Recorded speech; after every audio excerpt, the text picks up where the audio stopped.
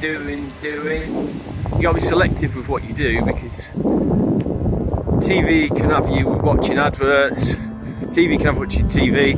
I love TV, but I have to be careful that I don't just sit in front of it all day, because I can always find something to watch, and I haven't got Sky or anything, but people say there's nothing on telly. Well, I think there always is, pretty much anyway. But anyway, the point being is, you don't need to do anything to be, because you already are being. You are a human being, not a human doing. I don't know where I got that from. I don't know if it was that Alan Watts or Osho, one of them. But basically, the trick is not to fill your time with just doing stuff. Like, there's the work-life balance. You can spend all your days chasing the money, working, doing, or you can enjoy what you've already got, which is the human vehicle. And of course, you're not the mind and you're not the body. And if you do any yoga, then you'll have heard that before, and it's true. So what are you if you're not the mind and you're not the body? Well, you are the spirit manifesting a body and given a mind to be able to drive it around, basically. So if you think of it, sort of an analogy is like a car. You're not the car, you're the driver of the car. You're not the CPU system that's running the car. You're not doing that. You're along for the ride, if you like. And why is that? Well, there's a few theories or a few hypotheses. Reincarnation. Are you here to learn lessons? Well, life is a lesson. You learn it when you're through. Fred Durst said that, from Limp Bizkit. And I do agree with him. You can wake up every day and make the same mistakes. Don't call them mistakes, but rather, if you can't get out of that mindset of, oh, it's me against the world, it's not a mistake, it's an opportunity to learn. That's a cliche, yeah, but it's true.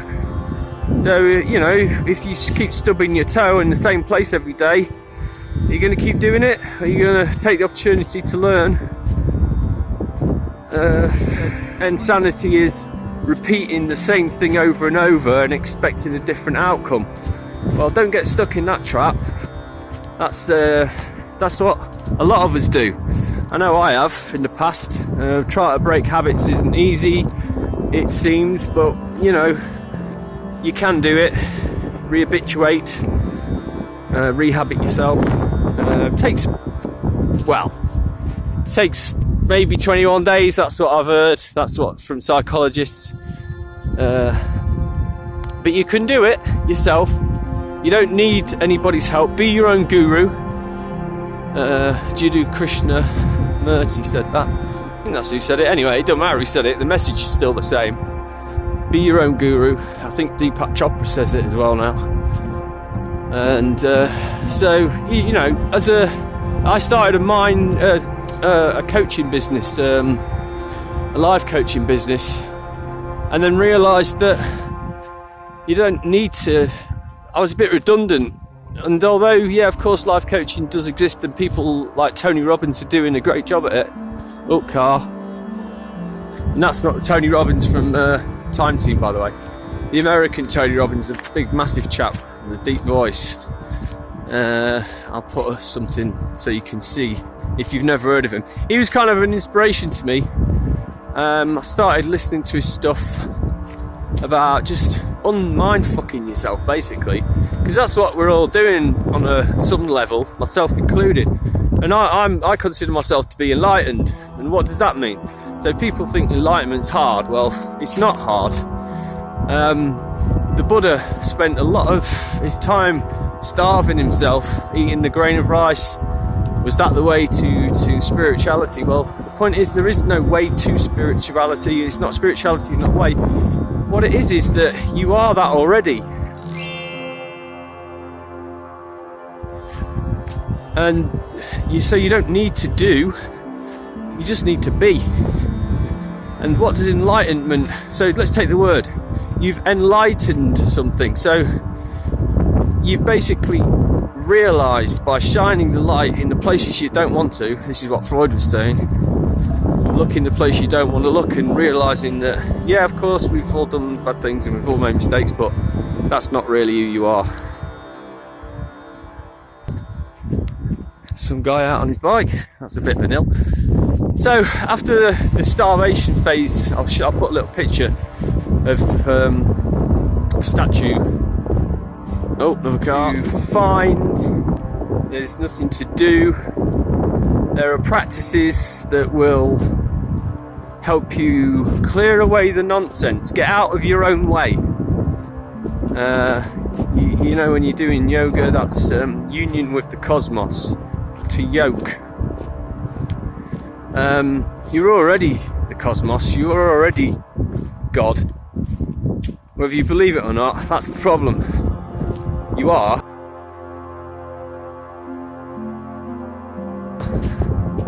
So this is my hand.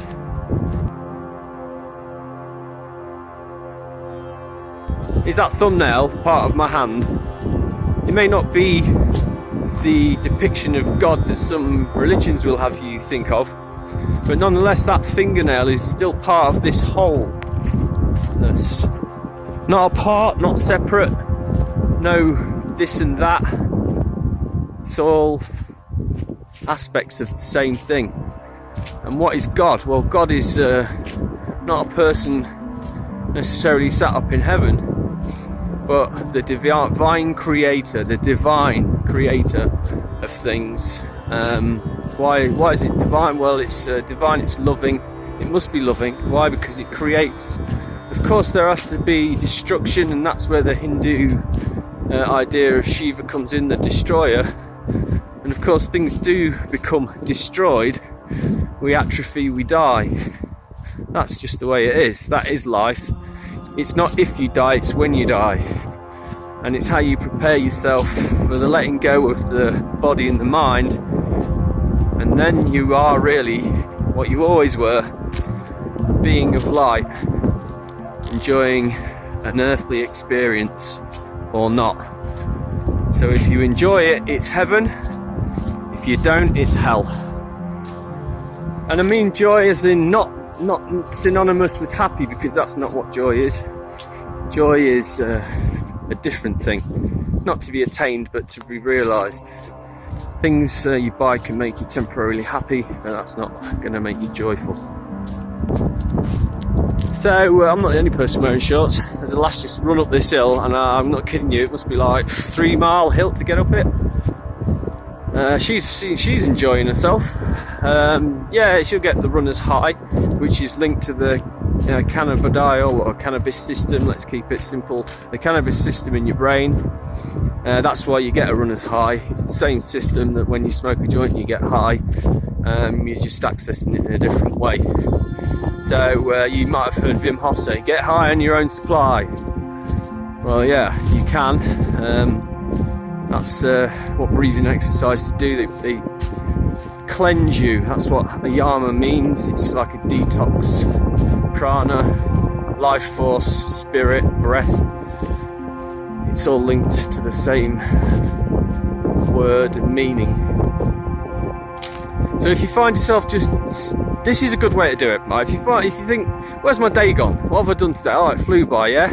So time is the theory of relativity.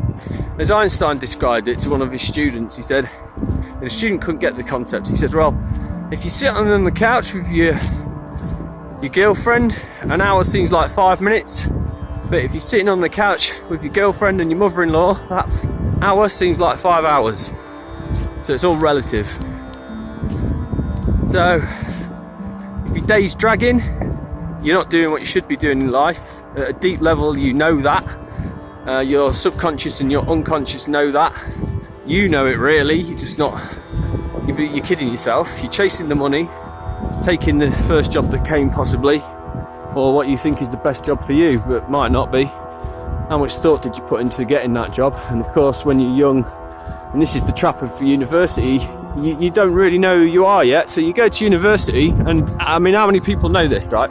Your mates have gone to university. I'll give you an example of my mate. I'm not going to mention his name, Ian Baden, but he basically studied economics and ended up in Korea, South Korea, teaching English and became a professor. Correct me if I'm wrong, Ian, but you know, he basically took the wrong subject, and to be honest, he didn't even want to be English professor or English teacher or whatever it was. He's more hands-on. He's like a carpenter type guy, and that's now, when he's in his 40s, he's come back to that after being a very good carpenter in his youth. I mean, you should see his summer house, his mum and dad's house. It's amazing. And he did that when he was at King Edward VI School in Louth, where Lord Tennyson went to. Louth's a special place, so is everywhere else. You're special, and so am I. Don't revere people, because no one's better than you. And by saying your reverence of people, is saying that you're not as good as them, but you are. You are equally given the same body. And of course, there are the people that have disabilities that they can see it either as a good thing or a bad thing, but still, you're given the same, roughly the same sort of level of intelligence. My IQ's 99, which is bang on average. I was shit at school, too busy running. So IQ's intelligent quotient's not really the thing. But what is the thing is focus. Where you put your attention is where you put your mind is what you notice. So that's why people can see the same incident and all recall different accounts of that same incident, because their attention is in different place, their awareness.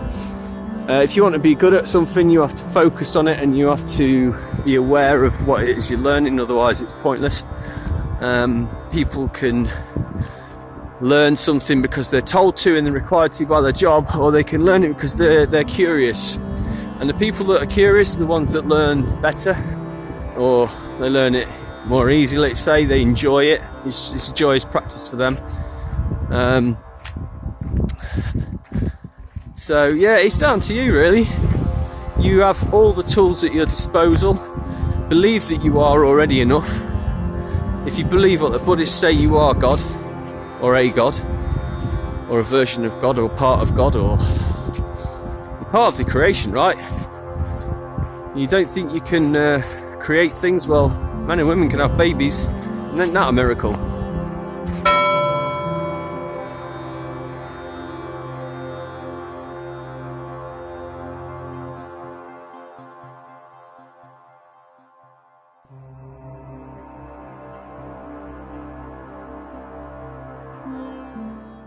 Thank you for watching.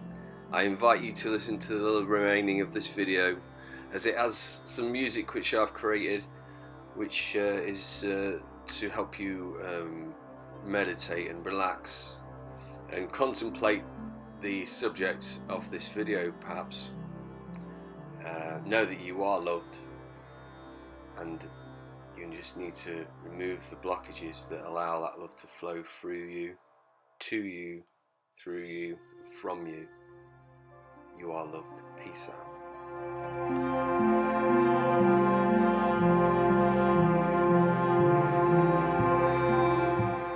I invite you to close your eyes and sit for approximately 8 minutes. There will be a bell, and then come back, gently open your eyes, say Sat Nam.